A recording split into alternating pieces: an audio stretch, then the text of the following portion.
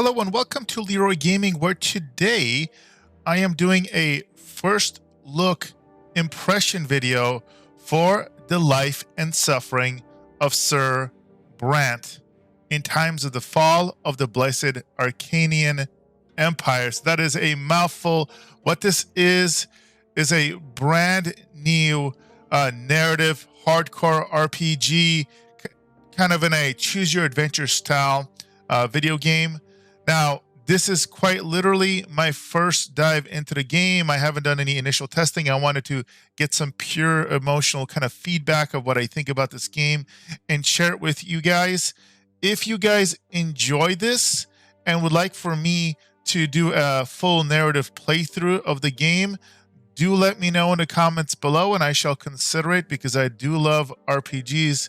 I love the idea of kind of narrative RPGs. So, let's take a look at what this game is all about.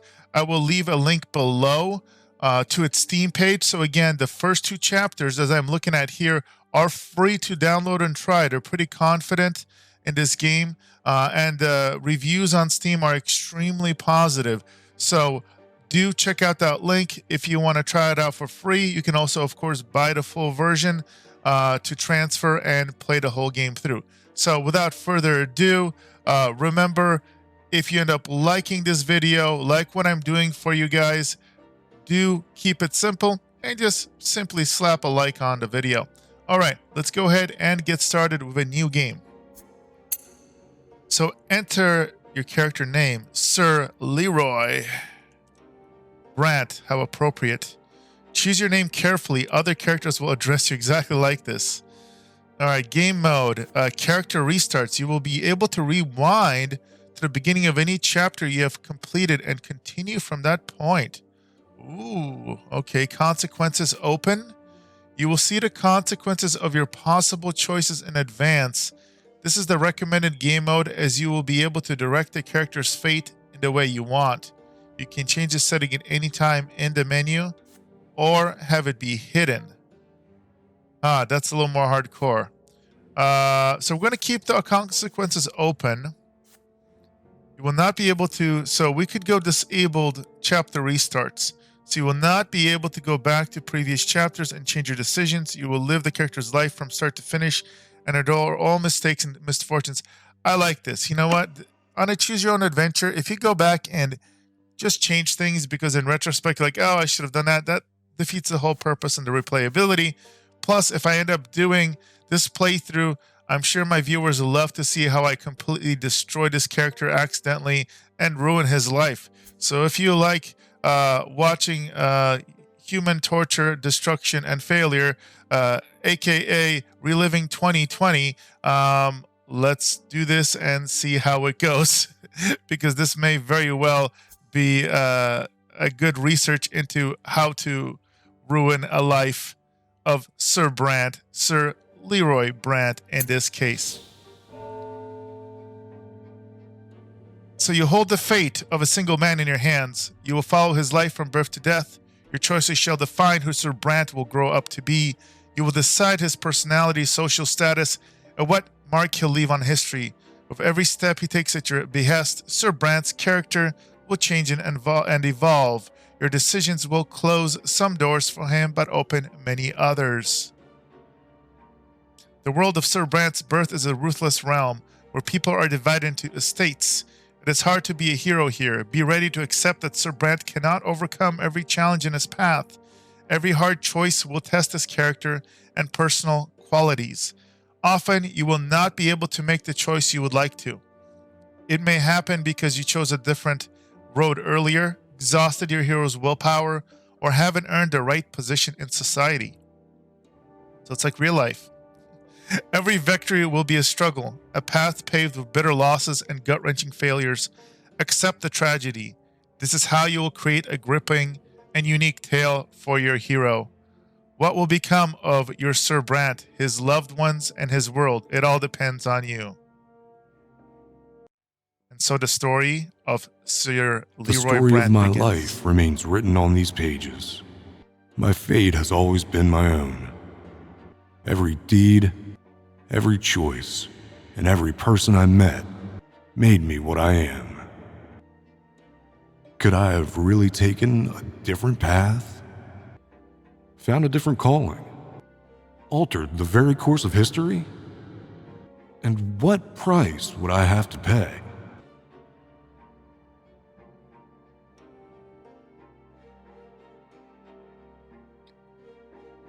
The life and suffering of Sir Brante.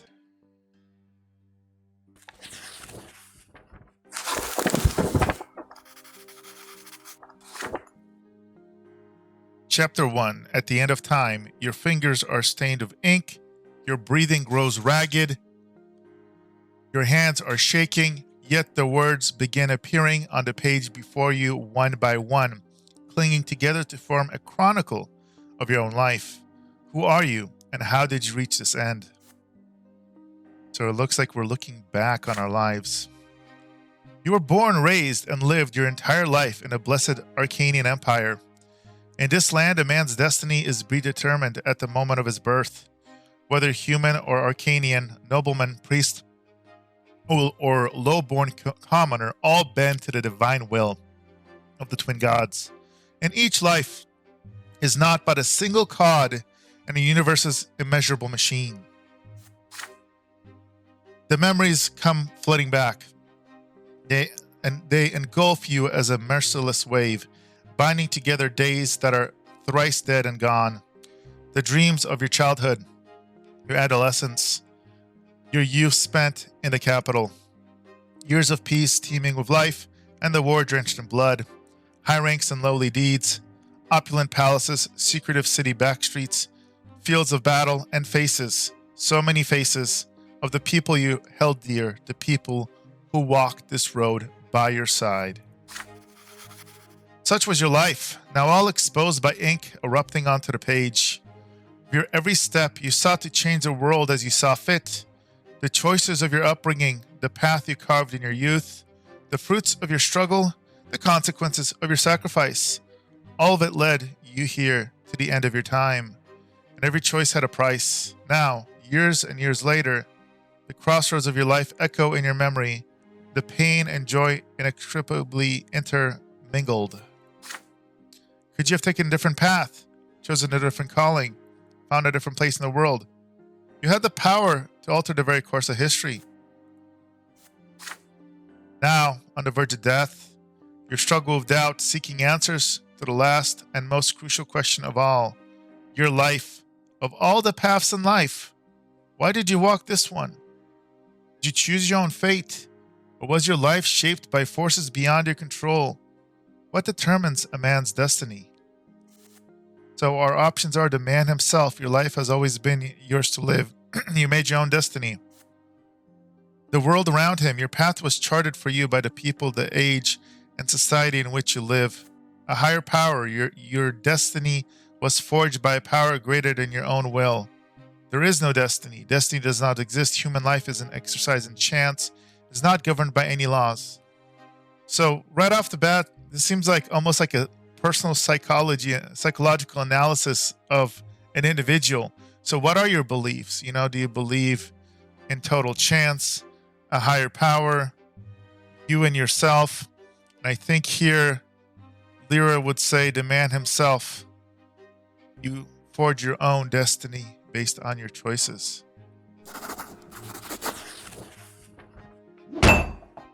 At the end of time, you can hear Death's footsteps drawing near. You square your shoulders and take a deep, full breath.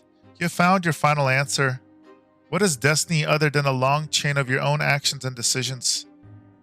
No matter what happened in your life, you always had a choice. You lived the life you deserved. Only you can answer for it.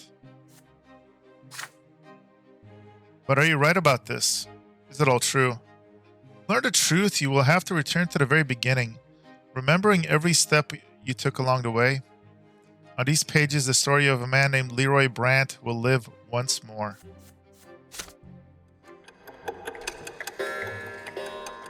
Childhood.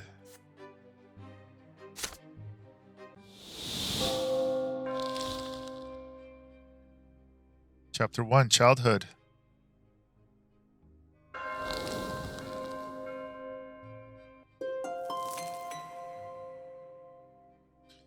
Childhood, where life begins. First words, first unsteady steps. You're but a small child learning about the world in which you were born. To you, everything is so new, so baffling, and so unforgiving. A long, trying life stretches before you, so many feats and faults, so many fateful choices to come. Yet you're already sowing the seeds of your future self. You're learning to live and survive in the world, looking for a place within it to call your own, choosing your future destiny. Who will you grow up to be?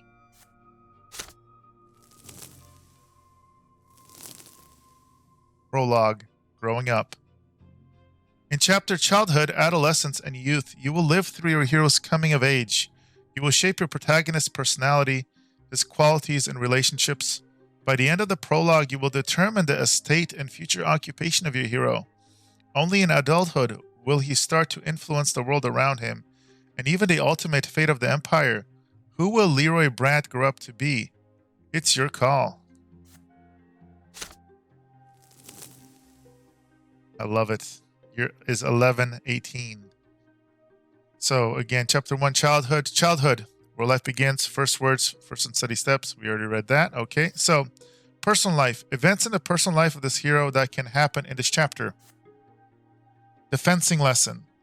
You dare to study fencing, like your father, even though you have no right to it by birthright. So conditions. You need to have determination of 4 or higher and train with father. Beyond. As a small child, you suffer your first death and rebirth. Conditions. Suffer your first death. Okay, so that's interesting. Insight. You experience an insight where your mother tells you about the ways of the world and the lots of its inhabitants. You need perception of 4 or higher and need to play with ants. And nobleman's sacrifice. You challenge the sacred order and attempt to seize a noble lot. Condition. Willpower. 0 or above. And kiss the sword. So I am, if you guys are watching this as a first impression video, I would love to get your feedback if I were to continue this. I'm not sure if this is what they implied as far as your options, or whether when we set up the game at the beginning, it said if you make a certain choice, it'll tell you what it's going to lead to. I wonder if it also hides this element. Part of me finds it interesting if you can kind of go blind, or if this, kind of spoils it a little bit. But I like this. There's definitely a lot of cool options even right out the beginning. So leave a comment below if you would have a preference of how I play this game if I were to continue.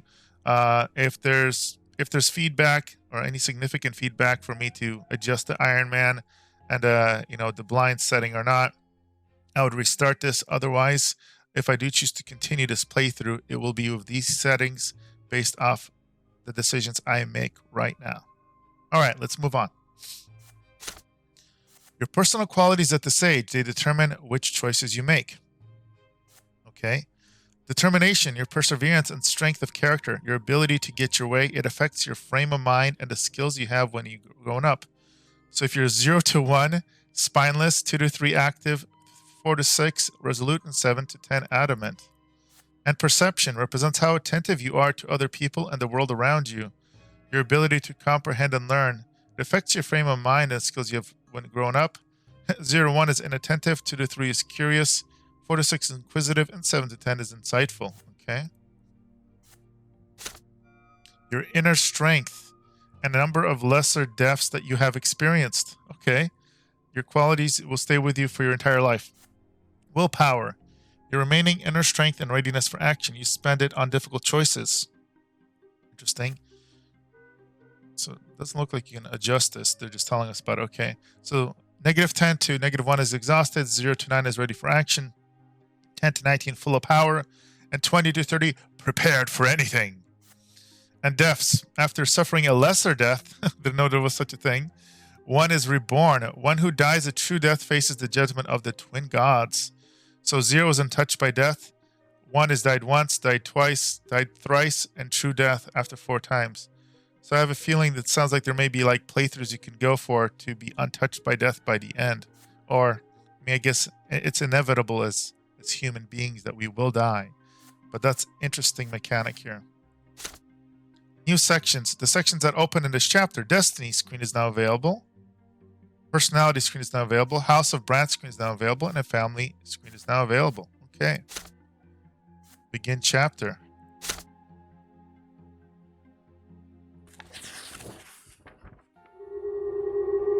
Birth.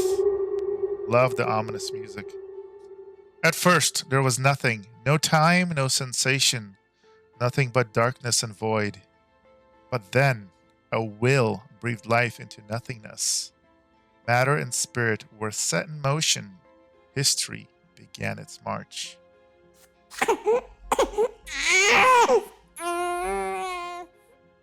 It was your turn to enter this world.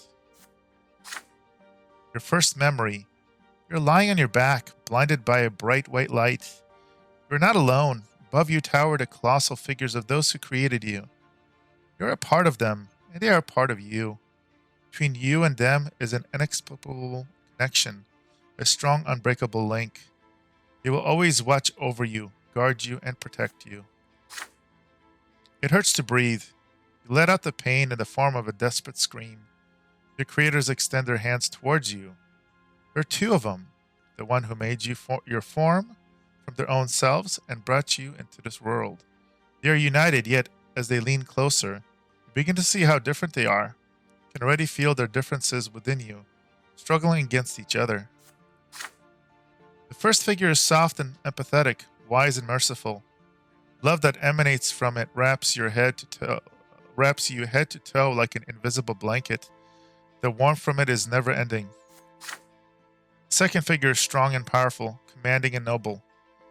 It is harsh but fair, a beacon of guidance, a force of protection, and merciless punishment for every misdeed.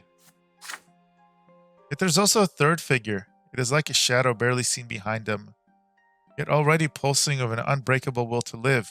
It is the very will to live that is now growing ever stronger within you. We'll look at that shadow in the background. A soft open palm, a strong closed fist, a lingering distant shadow. You struggle to loosen the swaddling clothes wrapped around you and extend a tiny hand into the world. Interesting. So these are the consequences.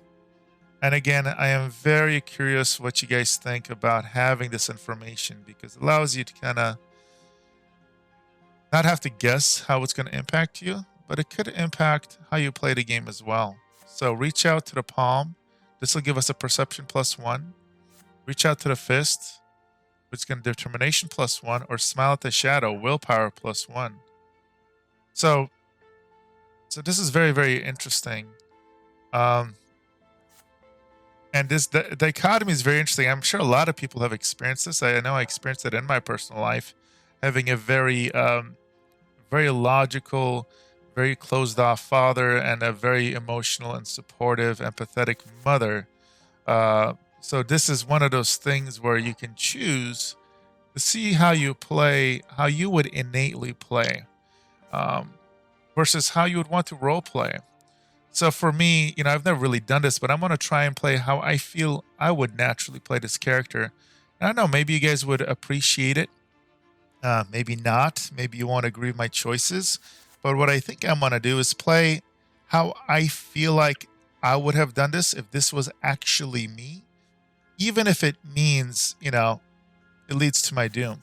So let's go ahead and go over that. And for me, even though, I'm a big, tough guy externally, I honestly feel like I probably relate the most to kind of the mother figure here. And this would be reaching out to the palm. So you grasp the first of the figures by the finger. It's going to increase our perception.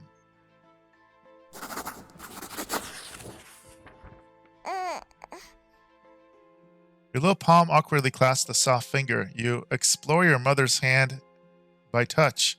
She smiles gently as her arms wrap around you and lift you up. She smells of home, that indescribable smell, that feeling of safety that is second to none. Her embrace is the warmest place in the world, a place you want to stay for all eternity. Perception +1. You are now inattentive. Birth year 118. Your life in this world begins. How will you live it?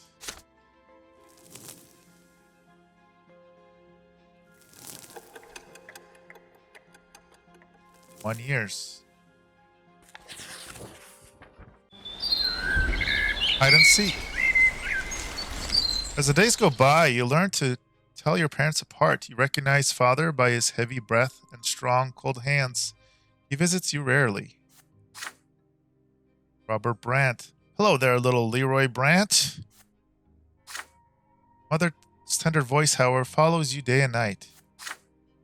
Lydia Brante. My, you're growing so quickly, my child. There are 2 more children in the family, named Stefan and Gloria. Gloria sings songs to you. She often dresses you in tight clothing and gently holds your hands as you learn to take your first steps. Stephen likes to sweep you up and pinch you and toss you into the air. Lydia Brante. Oh, look, this is your brother and sister. Stephen Brante. Yeah, you're my little brother. We're gonna play together, but I'll always be in charge because you were born a commoner. Gloria. Be quiet, you. He doesn't understand yet. Come on, baby Leeroy. Let's go play in the yard. It's hot outside. You grip your brother's hand with one hand and your sister's with another. They help you walk down the giant stone stairs. Then you sit on the ground and start exploring the sparse blades of grass with your finger. It tickles. The sky far above and away from you is a gigantic pillar, a perfectly straight stick made of light. It is so bright, it hurts to look at it. Stephen Brante. Why are you staring at that shining pillar? It's not going anywhere, you know. Hey, I want to play hide and seek. Gloria. He's a little baby. How's he going to play? Stephen Brante. Then you hide him, and I'll try to find both of you. You have no idea what they are talking about. We support them with happy cooing.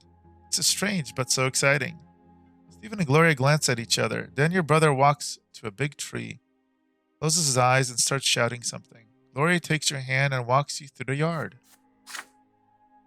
Your sister takes you behind some thick bushes by a tall wall. The light from that light stick on the horizon barely reaches here. You can't see home from this place. The ground is crawling with tiny black bugs. Gloria sits you down on the ground and puts a finger to her mouth for some reason. She's gone. You no longer hear Stephen's voice. Gloria is nowhere to be seen. You feel cold. The bugs are no fun to play with. You've been sitting here for a long time, completely alone. Nobody checks on you. Did they forget about you? Did they abandon you? So our options are cry loudly, find your way home. So cry loudly as you start crying, hoping to be found. Find your way home. You get up off the ground and start crawling through the bushes to find your way home. Sit there and wait. Start playing with leaves and twigs and little bugs. So, thinking back, this is a 1-year-old baby, guys. You feel like you've been left. My character's, I feel like he's not stupid. Survival instincts kicking in. And while already not really interested in the bugs, you know what? It's like, hey, I want some attention. Get me over here. So we're going to cry loudly because we have no idea what's going on here. We do not know this is a game, so we're going to cry loudly.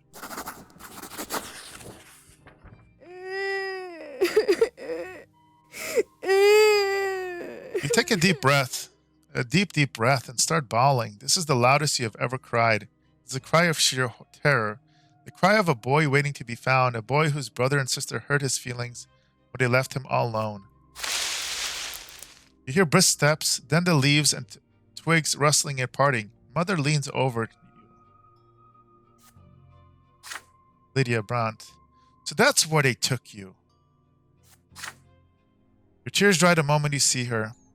You greet her with glee. There's no reason to be afraid anymore. Mother picks you up, puts you to her chest, and pats you on the head.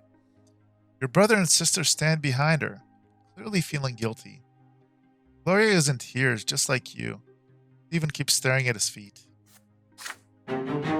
You hug Mother tightly. She is here now. Willpower goes up, +10. Full of power.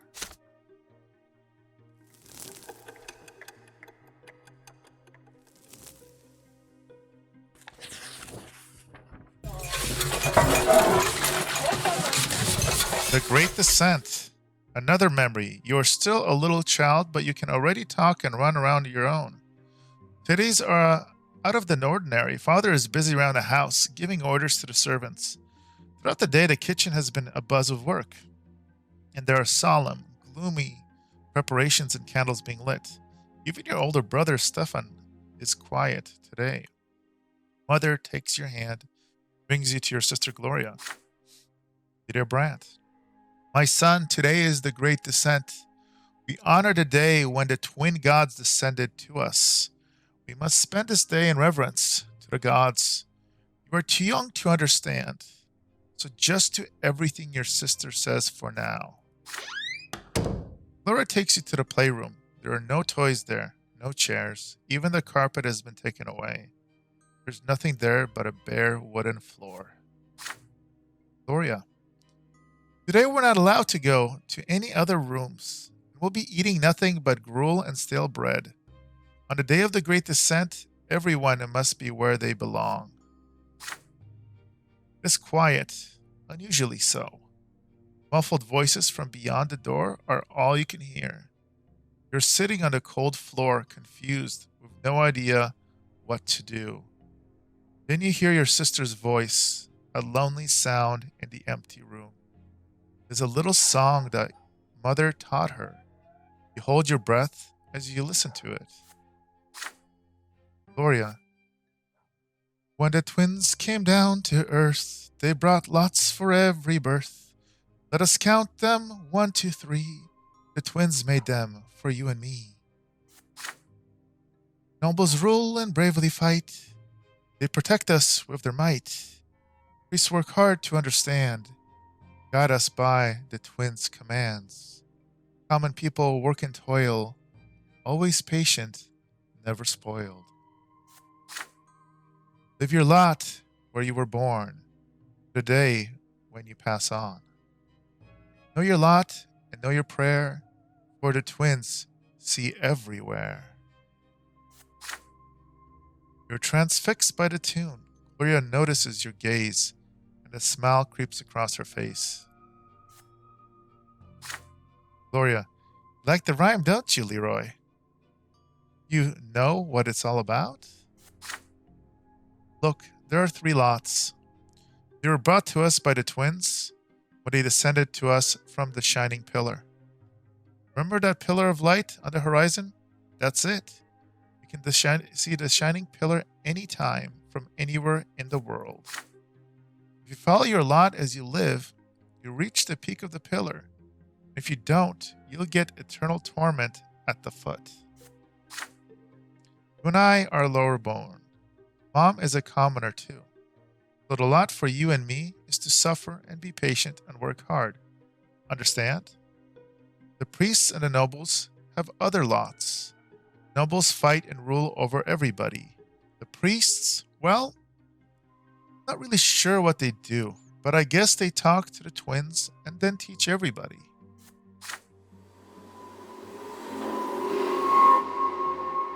Gloria stares at you intently. Did you get it? Silly? Then she shakes her head and keeps singing the song over and over again. Her voice transfixes you. Drawing you in, the room starts to glow like the sky. From the light emerges 2 figures you have known ever since the moment of your birth. One of them embraces your sister's shoulder. The other stands guard behind her back. You watch this happening before your very eyes, unable to turn away. Gloria is swaying to the song, unaware of what is happening. She sings the final verse once more. Know your lot and know the prayer. You feel compelled by this divine sight to express yourself somehow. You feel words condensing within you from the light. But what will these words be? So we have the option of finishing the song properly. You You join your sister and finish the song the same way you heard it. Or sing the last line wrong. Shout words of your own instead of the last line of the song. I feel like my character would probably be kind of transfixed by kind of the beautiful kind of melody, regardless of what it truly means. As a young lad, I doubt that he would fully understand, but I feel like I would finish the song properly. Gloria. Know your lot and know the prayer, for the twins see everywhere. Sing the last line together with Gloria. Your sister looks up at you in surprise and gives you a nod. The shining pair stands behind her back, turn to look at you. You can feel their gaze piercing you from top to bottom. When a moment passes, they melt into the dim light coming from the window. Gloria turns her head to look at where you were staring. Gloria, did you see something, Leeroy? Shake your head. Not anymore.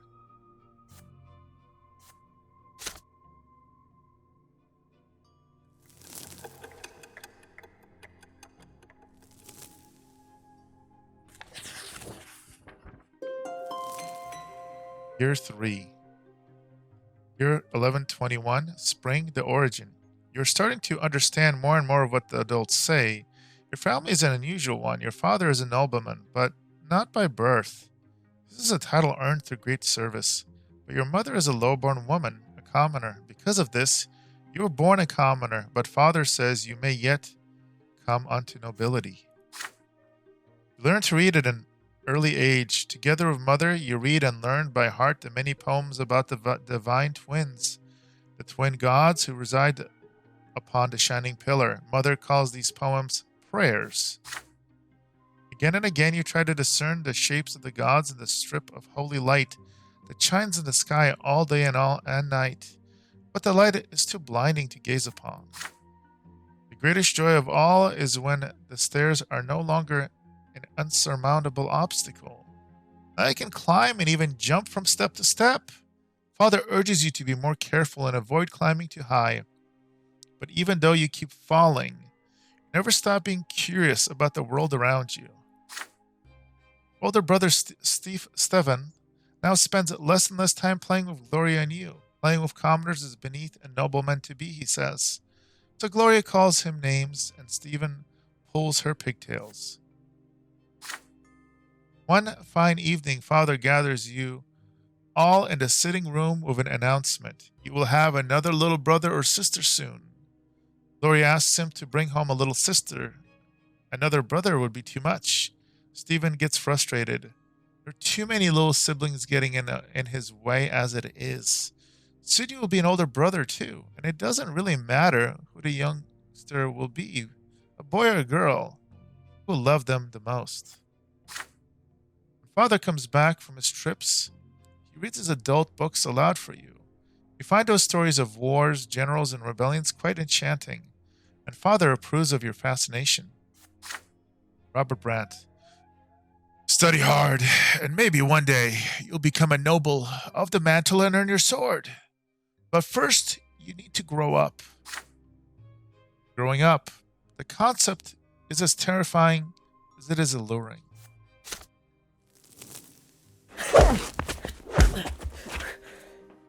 A lot of suffering. You keep staring at the carpet under your feet. You're both ashamed and proud, and it feels odd. A scratch on your hand stings a little. Steven is standing next to you, sniffling from pain. Your brother was training in the yard with a wooden sword.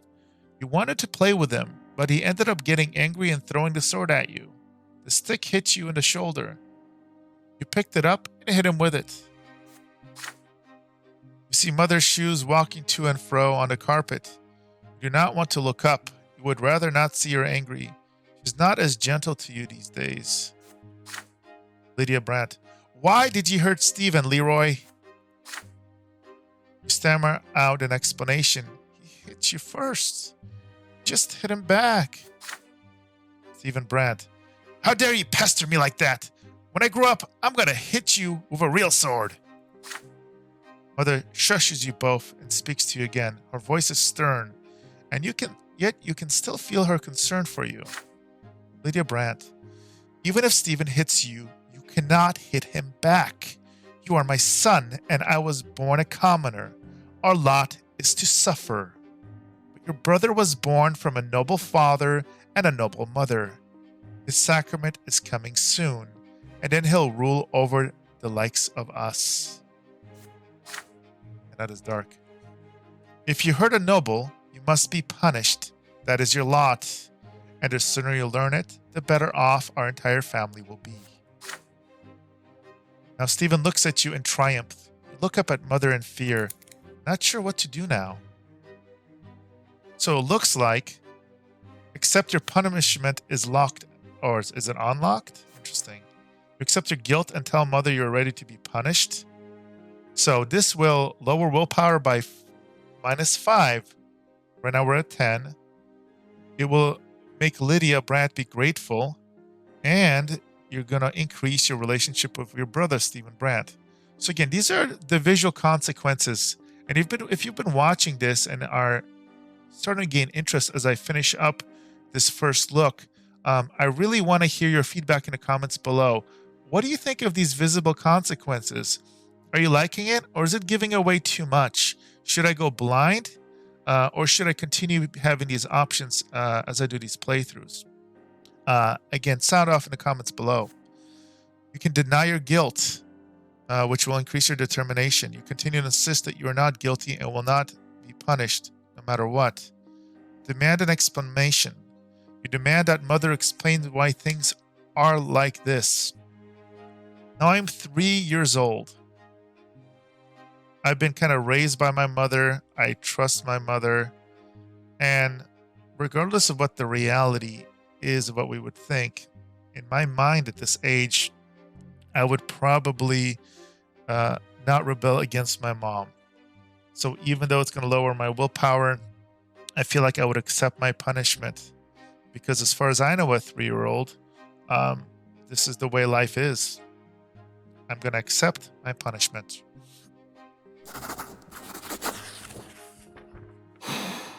The lot of suffering.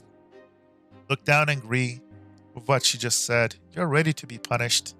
Start apologizing to Stefan, but he turns his back on you. Before you can finish, Mother takes your hand and leads you away. You do not want to follow her. Your hands are getting sweaty and your legs are growing heavy. Then suddenly she stops and bends down to closer to you. Look you straight into your eyes. Lydia Brant, my son, I see you understand our lot now. We do not defy, we suffer. That is our only path to the twins after all our deaths. Our only way to reach eternal bliss atop the pillar of the pillars, the peak of the pillar. Our virtue is meekness. We are humble in our words. We work hard. We think what is right. You have shown all of this. I'm so proud of you. She hugs you, and you finally release the pent-up tears. You feel much more at ease now. You're flogged in front of your entire family. The pain burns on your skin again and again, but you feel the touch of the divine law with each blow. So, Stephen Brant, relationship +1, sympathy. Interesting. So as we can see here, relationship will change, status will change. Really, really, I am loving this character kind of potential development. And then the status with my mother is grateful. Your mother remembers what you did for her. Willpower drops. So it was 10 that I had previously gained. Now I'm at 5. Still ready for action though.